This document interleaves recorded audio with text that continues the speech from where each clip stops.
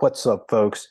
So this week we got our weekly update for April 21st through April 26th. So let's show you what stuff came up this week.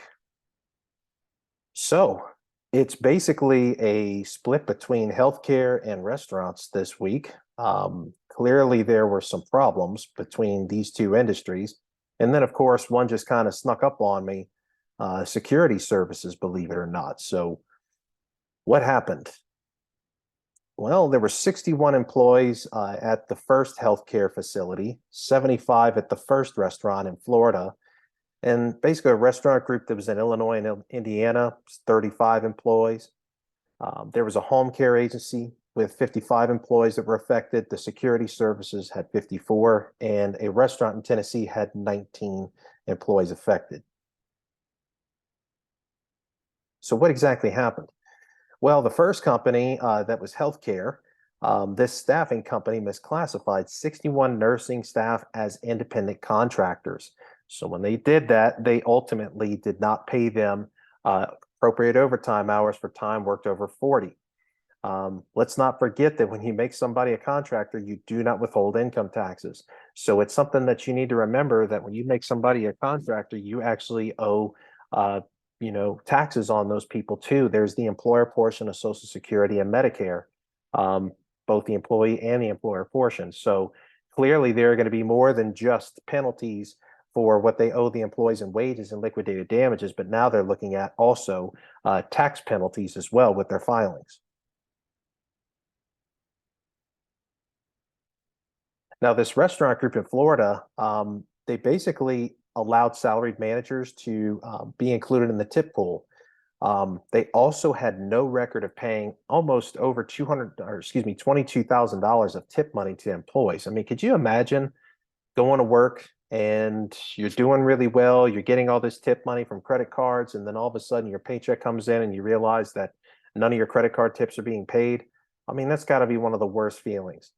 And also, they didn't pay the correct cash wages or overtime to these staff members that were considered tipped employees.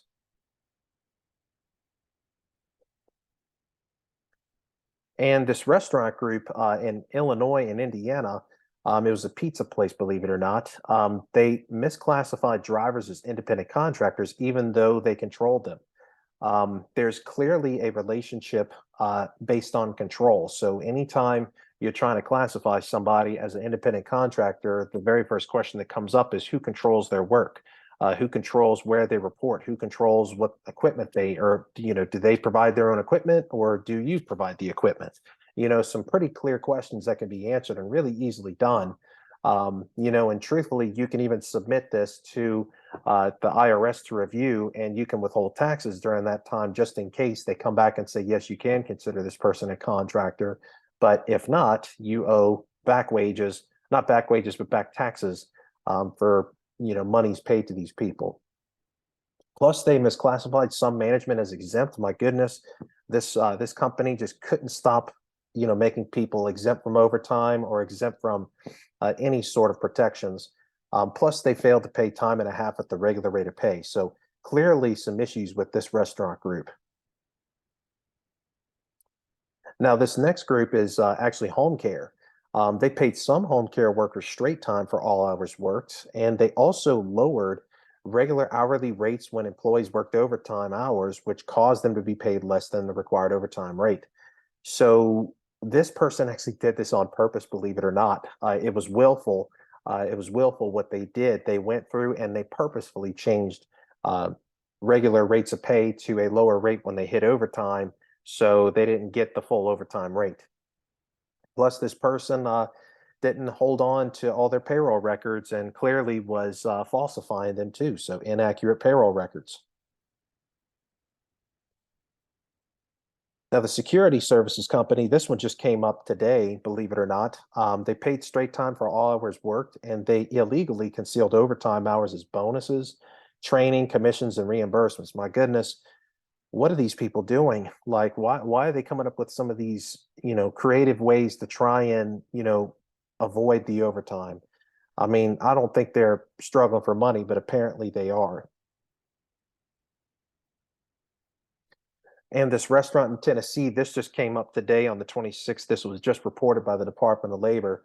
They paid some of their employees straight time for all the hours worked, as we've been seeing this a lot, especially in restaurants. They paid one cook a weekly salary, but also failed to pay overtime for time worked over 40. And this employer also failed to keep records of employees' hours worked. So clearly a fun week for healthcare and restaurants, and then the one security group.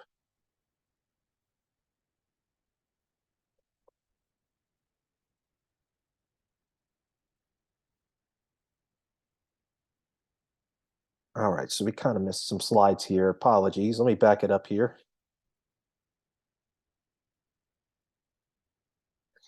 So leading us up to this point, we get to the point where we want to talk about how much was actually owed in back wages. So you could see that this is a large spread of money. I mean, everybody that was affected this week was, three of the groups, two of them restaurants, one healthcare, had over $250,000 worth of back wages and liquidated damages. So clearly a scary week for these employers who have been doing some bad stuff, but also a very good week for employees. Then this other group in healthcare had $410,000 owed in back wages and liquidated damages, plus they had a civil money penalty worth $25K. This security group had a $78,000 back wage and liquidated damage payout, plus a $15,000 civil money penalty.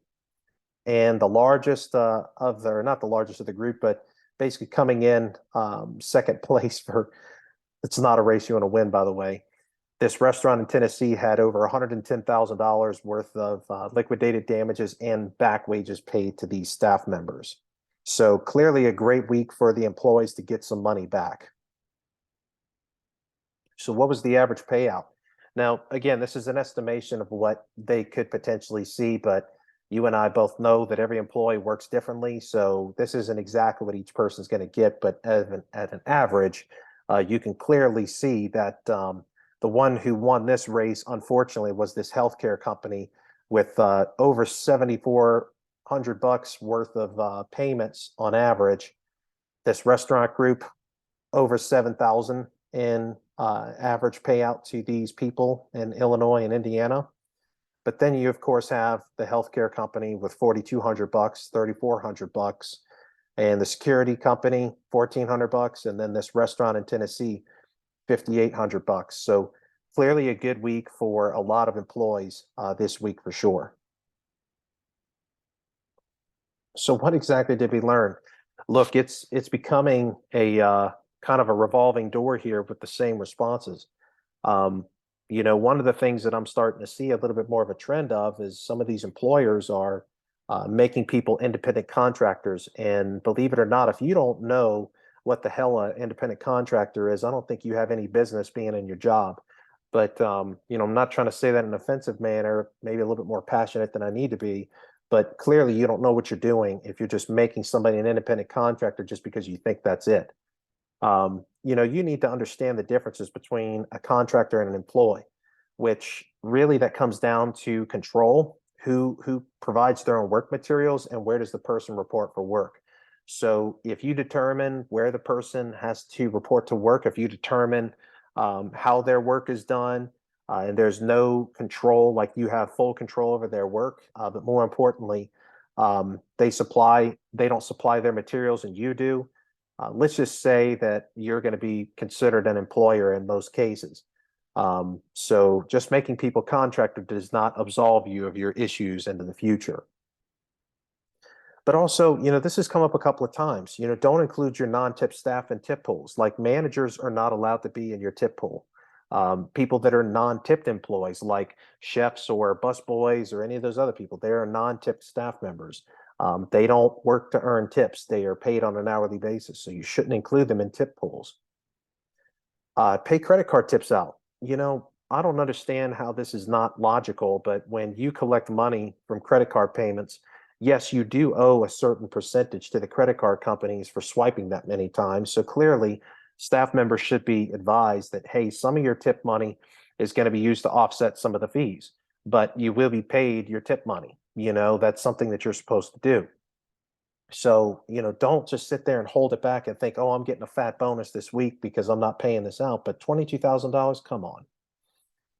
And also review your EAP exemptions. This is executive, administrative, professional, and it also goes through computer professionals, outside salespeople, learned professionals, and computer professionals. I think I already said that, sorry. But, review these exemptions. Try and understand exactly if a person is really supposed to be considered exempt from overtime.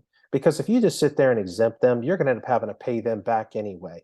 So don't just exempt somebody just because they have a job title that says manager. That doesn't mean that they're a manager. It has to do with their duties test and the salary basis test. They have to meet both rules in order to hit that. But also have clear job descriptions, distinguishing exactly what the person's supposed to do. Don't just sit there and assume. And this has come up several times. Get payroll systems in place that automatically calculate the correct time and pay the half rates for over 40 and account for all hours worked. It's come up a few times. I'm seeing some of these people that don't have accurate payroll records. I'm like, what the hell are they doing? Are they just like doing this on paper? Are they just, writing it down and telling the person to write it down, or go into a physical time clock to punch it and then they just go and submit it to QuickBooks? Like, I just wonder. I always wonder these things. And if you pay a non-exempt person salary, you need to also make sure you're paying them overtime. At one point in time in my career, I was salary non-exempt, and it's the best of both worlds because you get a constant salary for 40 hours work, but if you work over 40, you get overtime. And I miss my grandfather so much. He used to say, goodness sakes, when something surprised him. But I mean this, for goodness sakes, don't conceal your damn records. Just pay your people. Like, don't sit there and not pay your people. Like, why would you do that? This makes no sense to me. And that's it for this weekly update on the FLSA violations. So thank you guys so much for watching. Please like and subscribe the video. I appreciate your support. And until next time, you'll have a great rest of your week and weekend ahead.